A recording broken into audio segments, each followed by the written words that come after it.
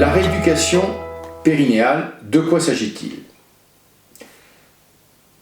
En 1980, j'avais eu la chance d'avoir l'aide, l'assistance, la collaboration d'un certain nombre de professeurs français, notamment le professeur Torel de Boucicaut, le professeur Périgaud de la Salpêtrière, le professeur Ravina de Bichat, le professeur Minaire de Saint-Étienne, qui m'ont aidé à pouvoir former des kinésithérapeutes dans un premier temps et ultérieurement des sages-femmes, donc des professionnels de santé, qui ont vraiment adhéré tout de suite à l'intérêt de cette éducation pour l'amélioration de la qualité de vie au départ de la femme et puis depuis quelques années de l'homme après les incontinences et les problèmes sexuels des prostatectomies radicales.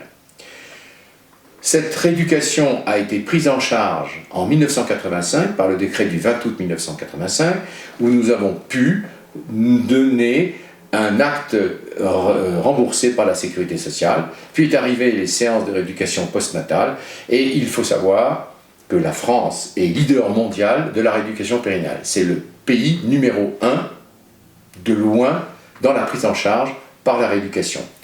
Les pays anglo-saxons ne pratiquent pas tout à fait les mêmes techniques et les pays francophones, comme la plupart du temps ont été formés par les Français ou les Françaises, font à peu près la même chose. Alors, de quoi parlons-nous lorsqu'on parle de rééducation périnale? Je n'aime pas ce terme de rééducation périnale car pour moi, il est trop restrictif. En effet, lorsque nous avons introduit ce concept en 1980, nous nous intéressions qu'aux problèmes musculaires, surtout de renforcement. C'est là qu'on faisait la rééducation avec la stimulation électrique. Ultérieurement, des techniques de biofeedback, de rétrocontrôle, ont permis à la fois d'apprendre à contrôler ces muscles, mais aussi à les détendre, ce qui n'était pas le cas de la stimulation électrique. Mais les anglo-saxons, qui ne font pas du tout la même chose que nous dans la rééducation, portent un intérêt particulier à ce qu'ils appellent la rééducation comportementale, la modification des facteurs de vie et de ce que nous faisons tous les jours qui peuvent avoir une incidence, puisqu'on sait qu'il y a des relations psychologiques. La première chose à faire, c'est le calendrier mictionnel tenu sur 3 jours, avec 3 colonnes. Une colonne des horaires de miction, quand on se présente aux toilettes. Une deuxième colonne, c'est les horaires d'absorption liquidienne, quand est-ce qu'on boit. Et la troisième colonne, c'est que buvons-nous en quantité et en qualité. En quantité, c'est-à-dire, est-ce que c'est 1 litre d'un seul coup? Est-ce que je bois 2 litres par jour? Est-ce que je bois du thé, du café?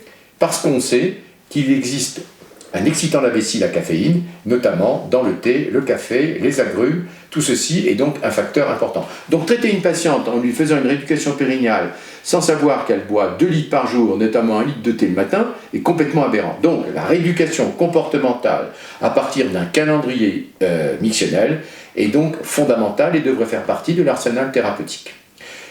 Il existe plein de techniques de rééducation. La rééducation électrique avec sonde endocavitaire, vaginale ou anale, les rétrocontrôles biologiques, la possibilité de faire une rééducation à domicile, qu'on appelle l'autorééducation à domicile, les exercices de contraction périnéale, avec kinésithérapeute, avec sage-femme, d'une façon manuelle, digitale, avec des appareils. Donc, on a une grande possibilité de rééduquer les femmes avec, bien entendu, cette fonction importante, c'est le bilan périnéal, le bilan qui va permettre de savoir quelle est la complainte principale, quels sont les problèmes locaux de la patiente, est-ce que c'est un prolapsus important, est-ce que c'est une incontinence plutôt d'effort ou une hyperactivité vésicale. Donc la rééducation fait partie du traitement conservateur, c'est-à-dire non chirurgical, elle rend beaucoup de services dans les domaines du postpartum, dans le domaine de l'incontinence urinaire, mais également du prolapsus.